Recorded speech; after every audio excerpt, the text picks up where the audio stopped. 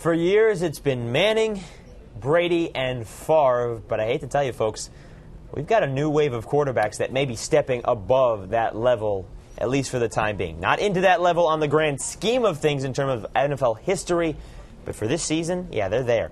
Jason Horowitz, Ian Eagle, glad to be with you on the Endzone here on CBSSports.com. And Ian, when you look at some of the quarterback play that we've seen in the first 2 weeks on the positive side, Cutler, Rivers, Rodgers, three of those guys, or those three guys, are in the top 5 in the NFL in passer rating so far through 2 weeks. Yeah, let's take Tony Romo out of the equation because I think he's a star. Last year, we've determined that he's in that upper echelon of QBs. That next wave that we're talking about, Jay Cutler is right there. He is on the cusp. And look, you can attribute it to a number of things. First of all, the talent level that's there, the rocket arm. He might throw the ball harder than any QB in the NFL right now.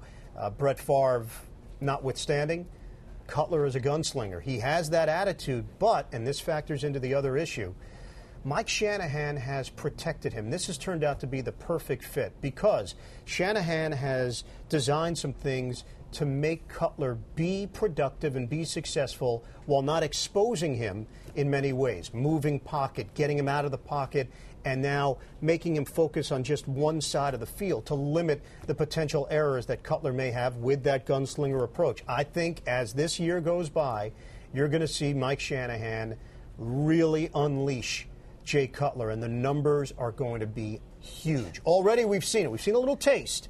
I think it's going to be consistent across the board now for the rest of the season. Jay Cutler is going to put up big stats. And anytime you can find a receiver 18 times for 166 yards, that's going to help. Brandon Marshall was 2 catches off the NFL record of tying Terrell Owens for the most ever in a single game. But the other part to this is let's talk about Phillip Rivers because and Eli Manning is in that crew as well. He's not putting up the same numbers, but he's got a Super Bowl ring. These guys do not. But you talk about Phillip Rivers, the fact that the Giants didn't want him. They wanted Eli Manning, so they traded, and Phillip Rivers was in San Diego behind Drew Brees. He got his chance. Last year led this team to the AFC Championship game, and this year he's putting up numbers too. I mean, it's not – and he's doing it without LaDainian Tomlinson. They have not been able to run the football very well.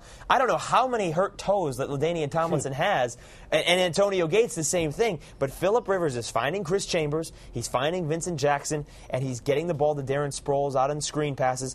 He's just as talented as Jay Cutler. And remember, his arm may not be as strong, but he's just as talented. Remember the dynamic that he had to deal with because Rivers gets drafted high and then sits behind Drew Brees, who was very successful.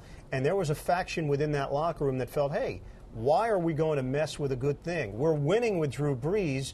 Go make a deal and trade Phillip Rivers. Well, management felt differently, and Brees was allowed to leave, go to New Orleans, and has flourished in New Orleans. Brees is an excellent NFL quarterback. But San Diego keeps winning. Coaching change, they keep winning. And that is attributed to the fact that Phillip Rivers made a very smooth transition.